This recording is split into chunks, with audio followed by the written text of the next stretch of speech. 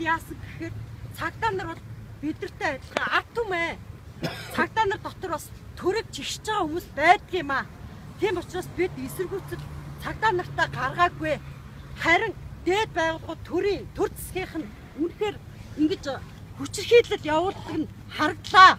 Энэ бол хараа бидэнд маш том одоо сурвалж ялангуяа би урлаг соёлын хүмүүсээс ганцаархнаа зогсож байгаад нүдээрээ харлаа. Тийм болохоор урлаг соёл оюуныхаа хүмүүст би яг үнэн үннийг дамжуулах болно. Хоёрдугаар бид өнөөдөр одоогийн байдлаар бол бид нар энэ одоо ноён удаа аврахын төлөө тэмцэжсэн хүмүүсийг шоронд аваад явцсан юм уу, эмнэлэгт аваад явцсан юм уу үнэхээр мэдэхгүй байна. Яагаад гэвэл энд бас цэрэг стратеги бас тактик хэрэгжилж байна. Худлаа хэлж байна, мэхэлж байна, зайл гаргаж байна. Тэгээ бас зохион байгуулалттай байна. Хүч болстой дэндүү байсан. Тэг. За ийм байна. За миний хувьд Монгол улсын төр засаг өнөөдрөөс эхлэн төрийн тогтолцоо зохион байгуулалтаа үнцээр нь өөрчлөх цаг болцсон шүү.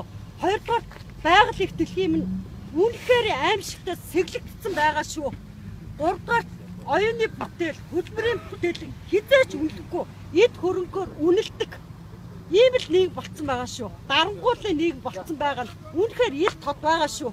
Тэгээд би найзуудаа ингэж уриалж байна. Тэмцлээ өргөжлүүлнэ. Дахиад та нар сая ард түмнийхээ итгэл найдвар нь байгаа шүү. Тэгэхээр юунаас ч битээ айгаараа, юунаас ч битээ шантраараа. Яагад бид нар яг үүндээ маш муухай сонин нийгэмд амьдарч байна. Би амьдралдаа үүсэн туусан бүх юмаа тэ энэ тэмцэлд ирээсэй гэж бурхан намайг хэлгэсэн гэж бодож байна.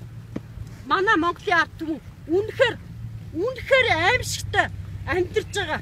Африкт байдгаас 7 дор Монгол орнд хүн өсөж өгч байгаа. Амиа их хорлож байна.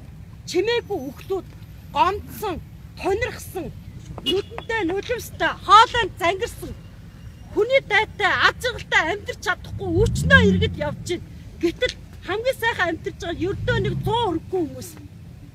Энэ хүмүүс бол үнэхээр луураар баяжж, луураар амьдралаа зохиосон. Энэ хүмүүс ичих хэрэгтэй.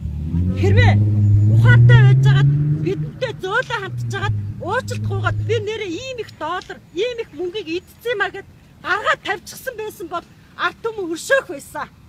Одоо харин яасан ч өршөөхгүй. Цаг нь ирэхээр гисгэл нь ирэх болно. Яагад бол ард түмний зовлонгоор зовлон хийсэн. Би бүгдийг мэдчихэв.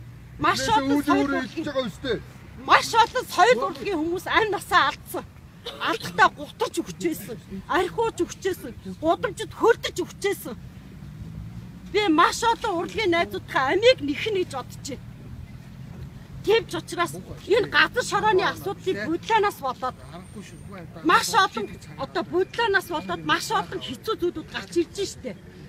Тэ нинжанууд тэгэд хоорондоо алалцдаг хятадууд доллар, юаны үйлчлэл тэмээ гэмт хэрэг хулгай маш их аимшигтай зүйлүүд энд гарч ирж байгаа байхгүй юу?